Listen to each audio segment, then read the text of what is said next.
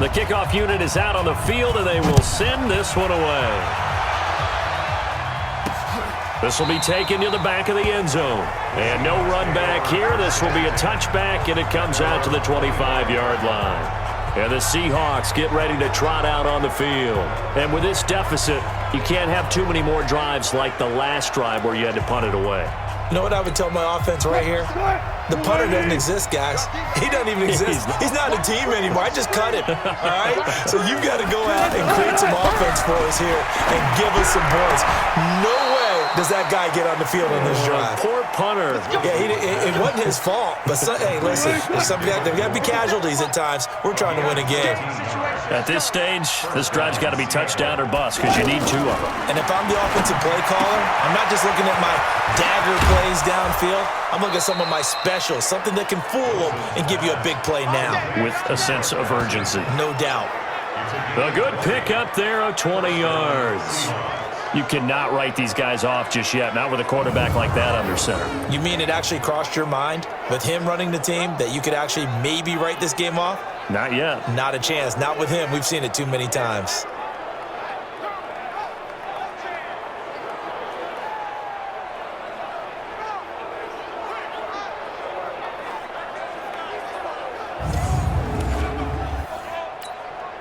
So signs of life in what's been a dormant offense in this second half. Here's 1st and 10.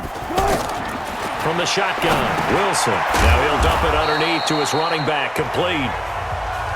It's a gain of 5 on the play, and that'll make it a 2nd down. You got the big lead defensively. Willing to give them that underneath stuff, right? And this is why you work on your tackling. Tackle them after the catch, inbounds, keep the clock running. Just go ahead and bleed the game out that way. And inside the 20 before he's brought down. 19 yards to pick up there. Move the chains. But correct me if I'm wrong. You're down 2 scores. I don't think you need to rush just yet, but you can't take your time either. Yeah, even if you don't want to commit to full 2-minute offense, you have to up the tempo, up the urgency. Maybe you're starting to call 2 plays in a huddle each time you snap the ball. Wilson going to lead his guys up 1st and 10. And he's 4 for 4 now, throwing the ball to start the drive. They run it with Carson. He'll get forward for 3 down to the 16-yard line. Some of the most unselfish players on any football team, defensive tackles, because we ask them to just eat up blocks and allow other people to make tackles. And when he can make a play himself, as we just saw there, that's a big day. And it's caught, and he will score. Touchdown, Seattle. Nick Vanette, his 3rd touchdown now on the year. And the Seahawks are able to close the gap just a bit. Boy, it's nice to have that big, reliable target you can go to. Each and every time. A lot of people see that position as a fallback. Throw it to them when all else fails. Not at all. This guy can make plays, and that's exactly what he just did. Yeah, play here for a touchdown. And now in a 9-point game, they'll still just need to go for 1 here. As this gets them back within a touchdown and a 2-point conversion. A drive that time of 6 plays. And the Seahawks capping it off with a touchdown.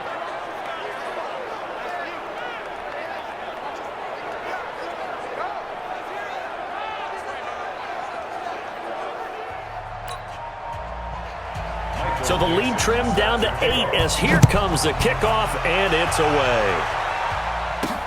This will be fielded at the 6. And he'll take this across the 25, couple extra yards, up to the 27-yard line.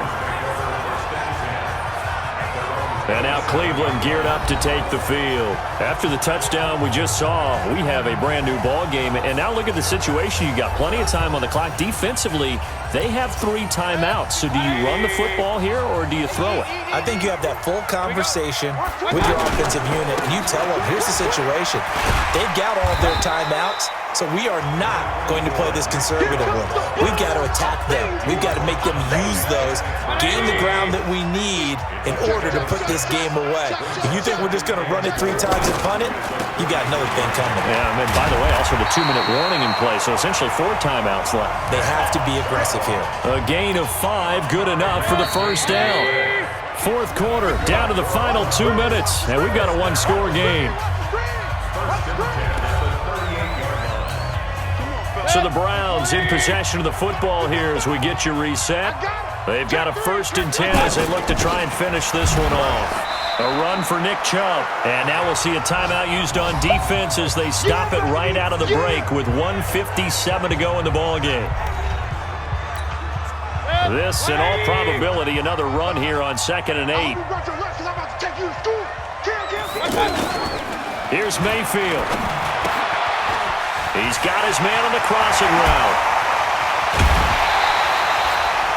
A big play on the catch and run, covering 34 yards. What a luxury to have a tight end that can not only catch it, but then can run after the catch like that. What was the old expression back in the good old days that they used to carry pianos on their backs when they were after they caught the football? Someone would stop and bang out a tune along the way as well.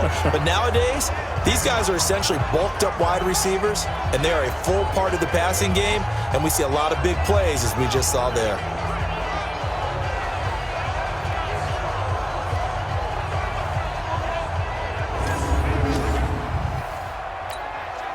So now then, the big play has him all the way inside the 30 now, 1st and 10.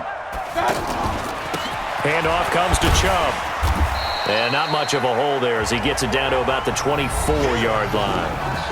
Now the Seahawks call the 2nd of their 3 timeouts as they'll talk things over prior to this upcoming 2nd down play. They go with Chubb on 2nd down. So a nice job to break the 1 tackle, but not much daylight after that as he's brought down. Now the Seahawks forced to use their 3rd and final timeout as they'll head to the sideline and talk over what to do next. The Browns on 3rd down. They've been near perfect, 4th and 5 to this point. This time it's 3rd and 3.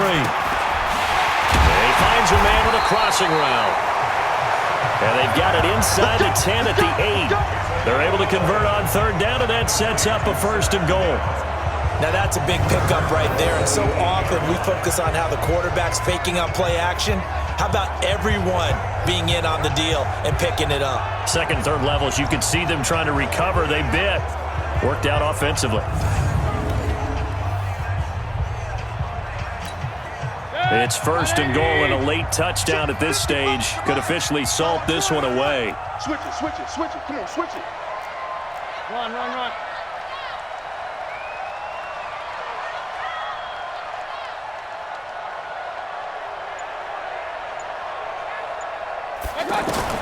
So instead of running, Mayfield's going to throw it here.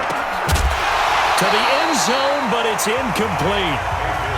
It is tough to complete passes against zone defenses. The windows that you see open, they shrink pretty rapidly.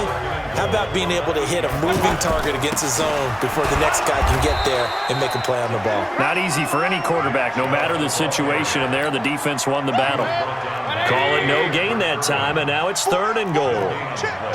So they tried runs on 1st and goal and 2nd and goal, got stonewalled. Now from here, they've got to throw, right? I would think so, and I would think you also maybe want to come up with something different in terms of formation. Maybe spread things out a little bit. Even though you're down near the goal line where things are tight, get it spread out a little bit and try and find some room to operate. His pass caught at the 4. And they get him down about 2 yards shy of the line to gain. A 3rd down pickup of 5. A gain of 5, but not enough. Leads to a 4th and goal.